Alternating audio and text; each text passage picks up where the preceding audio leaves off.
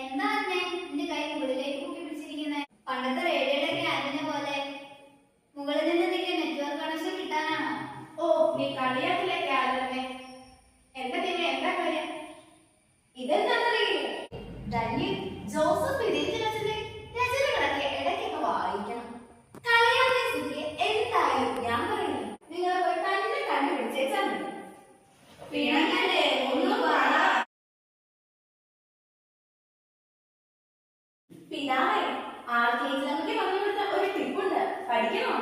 പഠിക്കണം.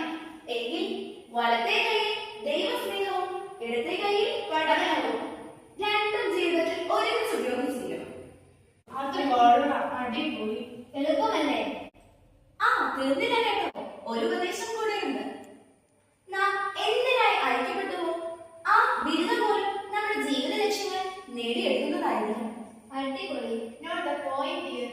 മനുഷ്യൻ ഇഹത്തിലും പരത്തിലും സ്നേഹിക്കപ്പെടേണ്ട വസ്തു ഒന്ന് മാത്രം, ദൈവം. ഇവ മനസ്സിൽ നല്ലപോലെ ഉറപ്പിക്കണം. ദിനചര്യ കൃത്യമായി അനുസരിച്ച് പ്രവർത്തിക്കണം. നമ്മുടെ ആത്മാവിനെ കളങ്കമറ്റതായി സൂക്ഷിച്ച് ദൈവത്തെ പ്രസാദിപ്പിക്കണം. പ്രാർത്ഥന തുടർന്നുകൊണ്ടേയിരിക്കണം.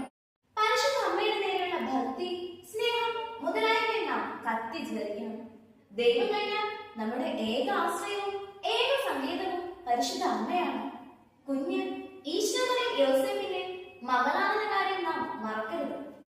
നമ്മുടെ കർത്താവിന്റെ തിരുഹൃദയത്തിൽ നിന്ന് പുറപ്പെടുന്ന ദിവ്യാഗ്നിയുടെ പൊരുകൊണ്ട് നമ്മുടെ ഹൃദയത്തെ നാം കത്തി എരിയിക്കുക. അത് കൊള്ളാമല്ലോ. അടിപൊളി. നാളെ ലൈബ്രറിയിൽ പുസ്തകം എടുത്ത് പഠിച്ച കാര്യമുള്ളൂ. അപ്പൊ റെഡിയല്ലേ? റെഡിയാണ്.